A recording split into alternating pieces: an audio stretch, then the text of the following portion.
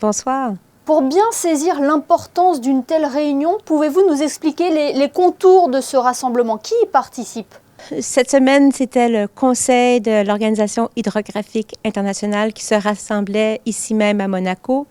Il y avait des représentants de 30 pays différents pour discuter au fond du programme de l'OHI des 3 dernières années en vue de nous préparer pour l'Assemblée de l'OHI qui aura lieu ici à Monaco au mois de mai. Vous l'avez justement dit, c'est un petit peu un préambule à l'Assemblée générale qui se tiendra en mai 2023.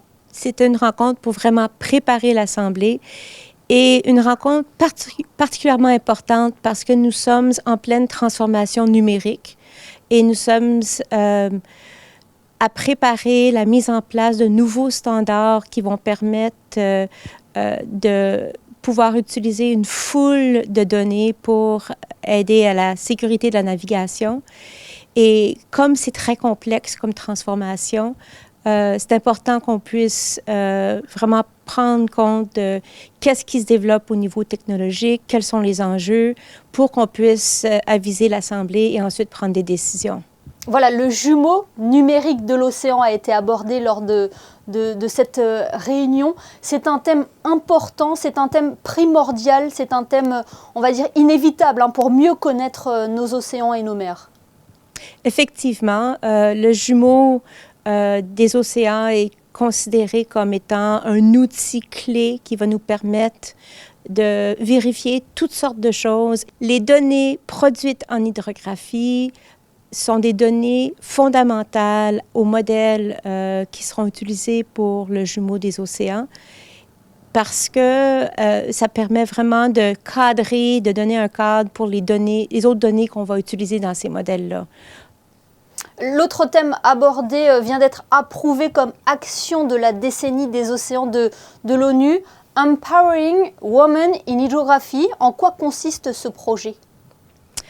Alors, nous avons voulu attirer l'attention sur l'importance des femmes dans le domaine d'hydrographie. Nous sommes rendus compte qu'il n'y avait pas assez de femmes dans des postes décisionnels et ensuite, dans certaines sortes d'emplois reliés à l'hydrographie, il y a pas assez de femmes qui sont présentes, que ce soit au niveau de travaux de terrain, etc. Et donc, nous avons parti ce programme-là d'abord pour augmenter, pour sensibiliser la communauté hydrographique à ce problème et mettre en place des opportunités pour les femmes qui aimeraient explorer les carrières en hydrographie et aussi offrir aux femmes des possibilités d'observer des leaders en action, de faire des ponts avec des gens qui ont des postes de leadership et essentiellement prendre le goût à la gouvernance. Geneviève Béchard, le siège de l'OHI est ici même en principauté. C'est une place stratégique pour l'organisation. Son histoire est liée à Monaco.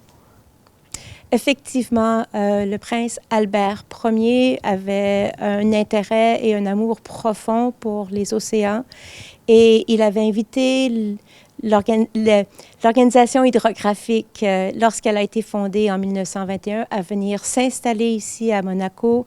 Et l'OHI est à Monaco depuis ce temps-là.